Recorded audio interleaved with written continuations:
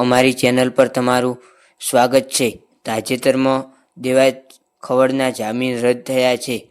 દેવાયત ખવડ અને તેમના સાથીઓ દ્વારા ધ્રુવરાજસિંહ પર હુમલો કરવામાં આવ્યો હતો। તે કેસના જામીન રદ કરવામાં આવ્યા છે। વેરાવળ કોર્ટે જામીન રદ કર્યા હતા।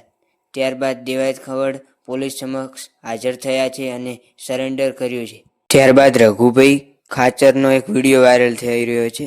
તેમાં તેઓ શું કહી રહ્યા છે સાંભળો। નમસ્કાર, રઘુભાઈ ખાચરના હમણાં જે સોશિયલ મીડિયામાં જે ચર્ચા થાય છે કે દેવાયત ખવડના જામીન રદ થયા, દેવાયત ખવડના જામીન રદ થયા, તો પહેલા તો તમને વાત કરું, સત્યના માર્ગે હાલવાવાળા માણસની માથે કસોટી પડે છે, એની માથે ઘણા ઘા પડે છે।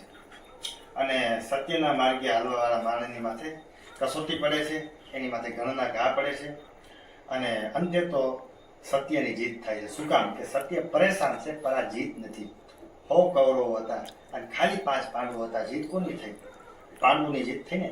આ વાતથી જગત વાકેફ છે અને બધાને ખબર છે કે પાંડવોની જીત થઈ।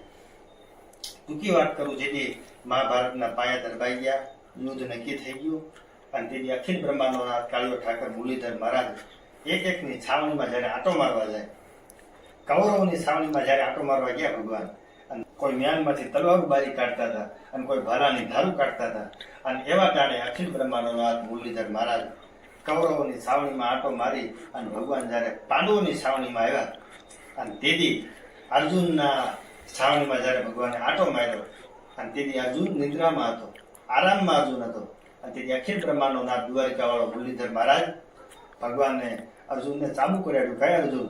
સવારના પોરમાં યુદ્ધના મંડાણ થવાના છે, તલવારની તાળીઓ પડવાની છે અને તને નિંદર આવે છે? અને તેથી અર્જુન ભગવાનને વાત કરે છે કે હે દ્વારિકાવાળા, હે ભગવાન, તમે મારી ભેગા છો, સત્યને આધીન મારી ભેગા છો, અને સત્યના આધીન જે માણસ જીવતો હોય એને ભગવાન ડર રાખવાનો હોય। બીક કોને રાખવાની હોય? અસત્યને બીક રાખવાની હોય। ખોટું હોય, ધતિંગ હોય, એને બીક રાખવાની હોય કે આજ નહીં તો કઈ મારો ભાંડો ફૂટશે। સત્યના માર્ગે હાલવાવાળા માણસના જીવનમાં ડર ન રાખવાનો હોય। અને સત્યને આધીન ભગવાન પાંડવો ભેળાયેલા, અને તમે જાણો છો પાંડવોની જીત થઈ। 100 કૌરવો હતા છતાં પાંડવોની જીત કરાવવા વાળા ભગવાન હતા અને સત્યને આધીન ભગવાન ભેળો હાલે છે। એટલે દેવાયત ખવડના જામીન રદ થયા, દેવાયત ખવડના જામીન રદ થયા એટલે બાપા આજીવનની કઈ નથી પડી અને રાણાનું મેવાડ છે ને રાણાનું જ મેવાડ રહેવાનું છે। અને ચેતક કઈ ચૂકે ને રાણો કઈ મૂકે નહીં, યાર તમે જાણો છો।